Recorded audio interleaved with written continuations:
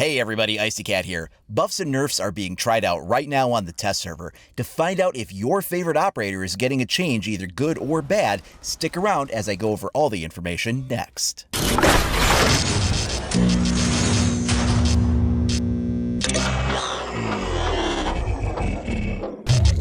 The newest developer information has been released regarding changes that are being tried out on the test server at this time. Now, it should always be noted that anything that goes on the test server is not necessarily going to make it to the full game later on, but in most cases, it usually does at some point or another. So let's go over some of the different mechanics and operators that they're changing right now. The first one is going to be shield hipfire. The hipfire cone has been increased. They have now standardized the hipfire penalization when you have a ballistic shield equipped. This means that you are going to be overall less accurate while you are behind that shield, and you are going to have to go into ADS mode if you want to dependably hit a target. Now, there was already a large factor of RNG at play if you were trying to hipfire from behind a shield in the first place, and it sounds like that's going to be now spread out over an even larger cone, making hipfire even more unpredictable for those shield operators. Another change coming to the shield operators is ballistic shield melee. Performing a melee attack with a ballistic shield equipped will now only injure and put the player into a down but not out state instead of killing them. So getting punched with a car door is now no longer instantly lethal. Now to go to the specific operators with changes. The first of these is going to be Echo. We are now seeing a reduction for his Yokai Sonic Burst disorientation effect, going from what it used to be at 10 seconds down to 7 seconds. So we have a 3-second reduction on the length of time the disorientation effect is in play. Now that's going to be especially good news for playing bomb mode and ranked, because he is one of the most banned operators due to his ability to deny the planting animation. So if you're an Echo main, you may have to readjust some of your strategies for how long you have to react to those situations. And if you're going up against those yokai drones, it should make it a little bit more survivable when you find yourself hit in those situations. The next operator seeing a big change, in this case a buff, is going to be Glaz. So they've reduced the time it takes to trigger the vision penalty when moving or rotating, lowering the overall vision penalty when moving. The movement time before complete vision is lost is now 6 seconds. It used to be 2.5 seconds. Now it's been just slightly more than doubled before his movement will make the vision effect go away. Also, the speed at which the vision penalty is applied when rotating has also been slowed down.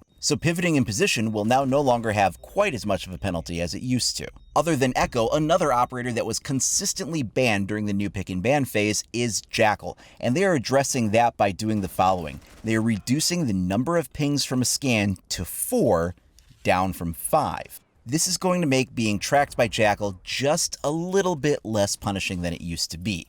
Another operator getting a much needed nerf is Maverick. He's now getting modified breaching torch sound effects, and those breaching torch sounds will now be easier to hear when Maverick is making a hole close to you. No more of that wondering where you got shot from when the hole gets made right behind your head and you never had any clue he was right there. Nock is seeing a slight buff, so her ability duration is going to be increased to 12 seconds and increasing the refill timer to 12 seconds. They say that with the longer duration and cooldown, you'll be able to better leverage her ability. This may be due to the fact that this operator was not actually seeing as much playtime as other new season operators have during their initial season at launch. They're also testing out some reverse friendly fire changes.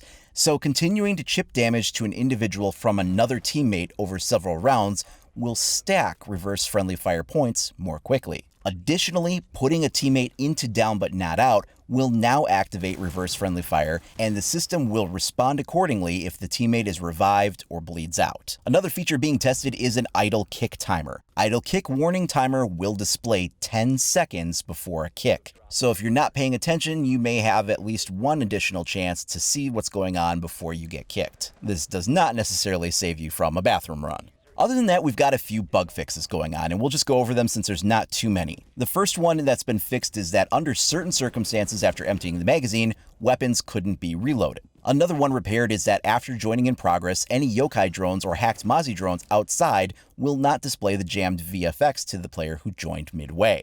Missing sound effects for Clash when equipping her shield have been repaired, and sometimes placing Mira's mirror on a reinforced wall may not breach both sides of the wall, and that should now be resolved. Also, starting any situation after completing a custom online game will start a terrorist hunt lone wolf on the same map and mode as the custom online game. That should no longer occur. Finally, a fix for players being unable to reconnect to a ranked session via the dynamic play button and remain in queue unless they relaunch. That completes the patch notes for the newest changes going into effect on the test server at this time. As mentioned initially, nothing that goes on the test server is guaranteed to make it into the game.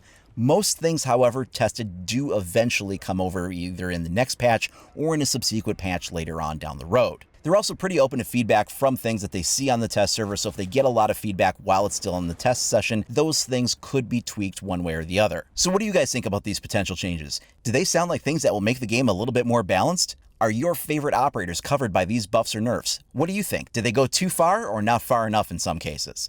Let me know down in the comments below. And if you haven't already, please do like and subscribe. Make sure you click that notification icon so you're alerted as soon as new info becomes available. You can also follow me over at IcyCat25 on either Facebook or Twitter.